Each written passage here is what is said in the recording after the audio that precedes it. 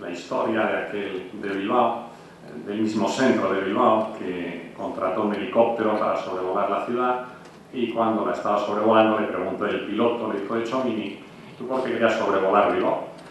Y dijo él: pues para ver cómo es Bilbao sin mí. Yo les invito en estos minutos a que se suban a ese helicóptero y procuremos contemplar las organizaciones sin nosotros. Y lo voy a hacer desde un punto de vista, en este caso, no geográfico, como ha hecho extraordinariamente don Antonio, sino desde un punto de vista más bien histórico. El ya citado Manuel Kant, Manolo para los amigos, cuyos libros son habitualmente ininteligibles, salvo uno de ellos que les recuerdo o que les recomiendo, porque es muy útil para los momentos que estamos viviendo, que lleva por título La paz perpetua. La paz perpetua es una obra sobre la sociedad civil. El título lo tomó de un pub en el que iba a emborracharse de vez en cuando, porque Kant era filósofo, pero no era abstemio. Lo mismo que Marx. Saben ustedes que Marx, las únicas veces que estuvo en la cárcel, no fue por defender al obrero, sino por borracheras que luego se manifestaban exteriormente en pedradas azaronas, ¿no? Bien, pues aseguraba Kant que todas las preguntas que nos formulamos a lo largo de las generaciones son muy parecidas. Lo que pasa es que a veces no sabemos darles la respuesta adecuada porque no hemos contemplado las respuestas precedentes y por eso cometemos errores. Yo desde hace tiempo aplico un lema a mis investigaciones, que es el lema Nobis Vetera Augere, que es procurar traer del pasado las mejores enseñanzas al presente. Se dice que quien no sabe historia está condenado a repetirla. A mí me gusta más otra expresión, que yo digo que la historia en principio no sirve para nada, pero quien no sabe historia no sabe nada. Ese desconocimiento nos lleva a repetir muchas veces errores. Hace un par de años, una hermana mía, funcionaria, de las que trabaja, y mucho, me pidió que diese unas clases de marxismo a dos sobrinos míos, gemelos.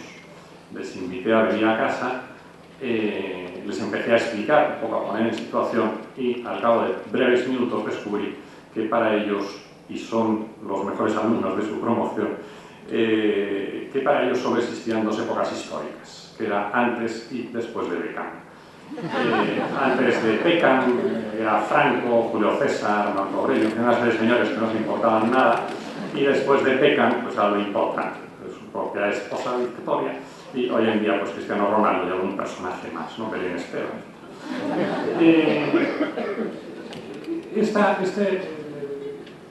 Echar mano del helicóptero creo que es bueno, ¿verdad? Porque Kierkegaard, a la hora de describir la civilización contemporánea, decía que vivimos en la civilización de la prisa.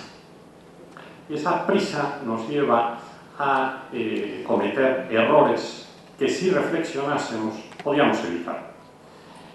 Antes se ha hecho, José María Aguirre, una brillante descripción de la crisis. Yo en esta introducción, estoy en el capítulo de introducción, me gusta resumir la crisis económica en la equivocación a la hora de seleccionar las preguntas importantes. Una empresa es fundamentalmente la respuesta a 5 preguntas. Yo he dirigido unos 250 planes de viabilidad, de lanzamiento de empresas, y independientemente de los índices que uno utilice, hay 5 preguntas que son las que hay que conocer. ¿Qué vendo? ¿A quién se lo vendo? ¿Por qué me compran? ¿Durante cuánto tiempo? ¿Y cuánto gano? Cuando uno hace una economía productiva sostenible, en el sentido serio de la palabra, la pregunta importante es ¿por qué me compran? Es decir, ¿cuáles son mis ventajas competitivas? Si yo respondo a esa pregunta de una manera adecuada, estaré innovando, estaré reinventándome, estaré aplicando los principios esenciales que explican el funcionamiento del mundo. Que hay unas personas que saben, que yo creo que hay unas poquísimas verdades universales. Una de ellas, que en este hotel a mí me trae especiales recuerdos, porque yo celebré mi boda en este hotel, una de esas pocas verdades universales es que hay dos tipos de parejas, aquellas en las que manda ella y las que funcionan mal. Esta es una verdad, yo en los 30 países en los que he trabajado no he encontrado excepciones. Si aquí las hubiera, agradeceré que luego se me digan, porque les citaré explícitamente en mi siguiente sesión. Diré, esto funciona en 30 países, salvo en el caso de... bueno, pues hay una verdad universal en el mundo de los negocios, que es que quien siempre vende lo mismo y del mismo modo deja de venderlo. Quizá durante un tiempo, un señor que tiene un restaurante en un caserío perdido en la Ulzama pueda no aplicar este principio, pero en cuanto le pongan otro, este principio se aplicará. Por tanto, una empresa, un negocio, es reflexionar sobre desventajas competitivas de manera permanente e innovadora. La crisis ha sido provocada por equivocar la pregunta. La única pregunta a la que se ha prestado atención es ¿cuánto gano? ¿Qué hay de lo mío? ¿Verdad? Esto se ha dicho de manera más elegante antes o de otra manera, hablando de esa ambición. La ambición es muy buena, pero la ambición, como enseguida veremos, tiene que ser una ambición equilibrada, como el resto de las pasiones que nos mueven en nuestro mundo personal y en nuestro mundo profesional. Segunda reflexión, tenemos que buscar raíces sólidas para nuestro actuar. Y esto no es de ahora, es de siempre. En el siglo XII había un coach de referencia. Todo personaje importante en la Europa del siglo XII quería contar con el asesoramiento de una persona. Y esa persona se llamaba Bernardo de Clairvaux, Bernardo de Claraval. Este caballero, que era sobrino de uno de los fundadores de los Templarios, acuñó una frase que luego Newton le copió y que para mí es clave. Decía Bernardo de Claraval que somos enanos, todos somos enanos, pero podemos ir sobre hombros de gigantes. Y los gigantes somos clásicos. Si nos subimos encima de un clásico, seremos capaces de otear el horizonte de manera creativa. Por eso, a mí me gusta lo mismo que a Fernando, recomendar libros. Yo soy un recomendador de libros. Y hay un libro que recomiendo siempre, quizá por el poco éxito que tengo en su lectura, ¿no? Pero seguro que aquí consigo mucho más éxito que en otras ocasiones. Ese libro es un libro escrito en el siglo IV a.C. Para mí es el libro de referencia para dirección de personas y también para liderazgo en concreto. Ese libro lleva por título Ética Nicómaco. Brevísimamente explico el título para que nadie se asuste. Nicómaco era el primer hijo de la segunda mujer de Aristóteles, que en aquellos tiempos las cosas se hacían de otra manera y esperaba que se muriera la primera. Primero tuvo una niña con Pitia, que la llamó Pitia, y luego con Erpili, su segunda mujer, tuvo un niño, que lo llamó Nicómaco.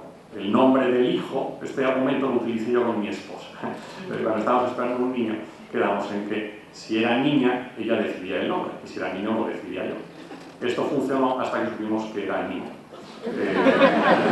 Un momento en el que me dijo, esto hay que replantearlo.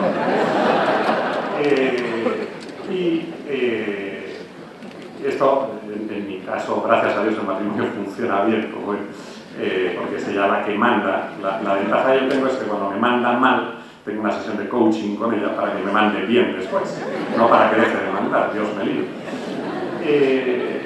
Pues yo utilicé este argumento, el argumento de Aristóteles. Le dije, mira, es que Aristóteles llamó a su hijo Nicómaco, como su padre. Hay gente que piensa que llama a mi hijo Nicómaco, no. Mi padre se llama Enrique y mi niño se llama Enrique. Bueno, pues Nicómaco es el nombre del hijo de Aristóteles. Alguien puede pensar que es una cosa rara, no lo es. Yo hace unos meses en Venezuela, en una conferencia que me invitaron, un foro muy peculiar, porque era debatir sobre los modelos de liderazgo europeos y norteamericanos. Por parte de Estados Unidos fue un señor llamado John Alexander, presidente del Centro de Liderazgo de Estados Unidos, y por parte europea me invitaron a mí. Estuvimos debatiendo. Yo en esa ocasión puse un trozo de una película y al técnico que ponía la película le pregunté el nombre para dirigirme a él. Y me dijo, no, yo me llamo Excel. Y luego yo cometí un error porque le dije, Windows, por favor. Por tanto, lo de Nicómaco no es tan raro. Y en Venezuela menos. País peculiarísimo. Bueno, ética es una palabra de origen griego, es ethos, significa costumbres. Por tanto, el título es Costumbres para Nicómaco. Si este libro lo publicase esa editorial que publica libros sobre el queso, y otros alimentos varios, pues este libro se hubiera titulado "Para que seas feliz, chaval". Pero como en el siglo IV a.C. el interés por el marketing era nulo, pues lo titularon Ética Nicómaco. Este libro yo me atrevo a recomendarlo en una editorial concreta, que es la editorial Liz, no porque la versión sea mía, que lo es, sino sobre todo porque es un libro que razonablemente se entiende. Es un libro que exige concentración, es incompatible leer Ética Nicómaco con estar viendo mujeres desesperadas, pero como este año no la echan, pues es el momento.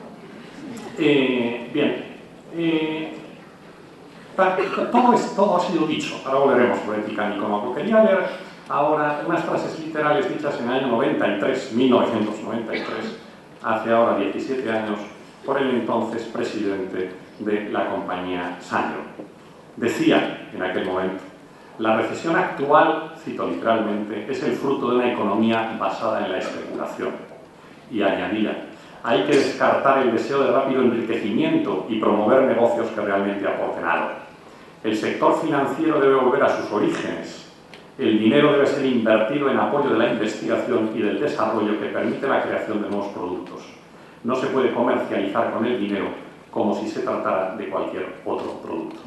Eso se podría publicar hoy mismo, fue dicho en el año 1993 en la otra gran crisis. Tercera reflexión. Tenemos que buscar verdades insobornables. En la Roma clásica, sobre todo en la época republicana, a partir del 509 a.C. hasta el año 27, y luego en la época imperial, cuando se celebraba un triunfum, el triunfo era aquel paseo majestuoso que realizaban los emperadores o generales triunfantes que habían matado al menos a 50.000 enemigos. En aquel momento se le decía al general que triunfaba, se le decía "respice poste, hominentese memento mori". Para los que tienen más olvidado el latín, yo considero que gran parte de la crisis económica actual procede del olvido del latín. Intentaré mostrarlo en cuestiones. Por cierto, en esta época de crisis me hizo gracia el otro día un anuncio que vi en un periódico que decía: "Se busca profesor de latín imprescindible nativo". Bien, ¿por qué cito esta frase dicha en la Roma clásica? Por un motivo, porque hemos muchas veces perdido la perspectiva. Hay gente que solo vive para el corto plazo, hay gente que vive solo para el cuarto, para el trimestre. Eso, en mi opinión, más que vivir, es durar. Hay gente que dura, que no vive. Tenemos que ser capaces de recuperar el alma de nuestras organizaciones. Ese es el título del último libro que publiqué hace un año. Libro complicado, relativamente complicado. Pero yo defiendo que las organizaciones tienen alma. Y que aquella organización que pierde alma, pues puede ganar muchísimo dinero, pero es como un dinosaurio, acabará haciendo daño, acabará golpeando, mientras no recupere el alma. Y todas las organizaciones públicas y privadas lo tienen. ¿Cuál es el alma de la administración pública? Y si la administración pública recuperara el alma, otro gallo nos cantara. De nuevo en latín, ¿qué es la administración? La administración son dos palabras latinas, es administrare. Ad, preposición, significa para, ministrar, el verbo defectivo significa servir. La administración pública está para servir. Por eso me gusta mucho más el término que define a los funcionarios en Estados Unidos que el que se utiliza en España. Un funcionario es alguien que cumple una función. Un administrador público es alguien que sirve a los ciudadanos. La administración pública es la columna vertebral que tiene que recuperar su alma para que el resto de las organizaciones también lo hagan. El líder en cualquier organización necesita perspectiva. Las dos patologías más frecuentes que evitan que haya directivos que se conviertan en líderes son la ceguera y la sordera. Y cuando hablo de ceguera y de sordera, no hablo ni de ceguera ni de sordera física. Yo tengo la fortuna de haber colaborado en ocasiones con el grupo 11, tengo algún amigo, presentar una de sus compañías que son ciegos físicos, y les aseguro que hay algún director general ciego que tiene mucha más visión que otros que no tienen problemas en sus ojos. La ceguera nos lleva a olvidar que un directivo que quiera ser líder necesita adquirir en su vida una capacitación, una actitud que es la prudencia. Pero la prudencia, de nuevo, acudimos a nuestro profesor nativo de latín, que nos explica que la prudencia no es ser timoratos, la prudencia es procul videre, es ver lejos. Prudente es aquel que es capaz de ver largo. Por tanto, no solo ve el quarter, por tanto, no solo ve el trimestre, es capaz no solo de luchar por su cuenta de explotación, sino por, con expresión que tomo prestada de nuevo de Kant, de parafraseo, una empresa ha de crear las condiciones de posibilidad para la vida honorable de todos los grupos de interés, no solo de los accionistas, no solo de los directivos. Y muchas veces los directivos utilizan el escudo de los accionistas para enriquecerse ellos. Tenemos que plantear modos nuevos de defender retos de siempre. A mí me gusta trabajar sobre el liderazgo con una metáfora. Todos vivimos de mitos y metáforas, personal y colectivamente. A mí me gusta utilizar el modelo del lenguaje del liderazgo. El liderazgo es un idioma que quien quiere dirigir de otra manera que no sea un capataz tiene que aprender. A diferencia de otros idiomas, Vaughan, el genio de la enseñanza del inglés, ¿verdad? Pues defiende que para hablar inglés hacen falta 1.500, 2.000 palabras aproximadamente. El liderazgo es un idioma que tiene aproximadamente 200 palabras. Si uno es capaz de manejar ese diccionario y de manejar esas palabras, es capaz de aportar valor a la organización. A mí me gusta diferenciar claramente entre lo que es un directivo y lo que es un líder. Un directivo, independientemente de que sea el director general de una compañía con 100.000 empleados, o que sea un capataz con un albañil y un pintor, un directivo es alguien que logra que la gente que depende de él haga lo que tiene que hacer. Eso es un directivo. Un líder es otra cosa. Un líder es aquella persona que logra que la gente quiera hacer lo que tiene que hacer. No tiene nada que ver. El directivo tiene que estar diseñando continuamente sistemas de control. El líder lo que está haciendo es pensar estratégicamente en modos de motivación.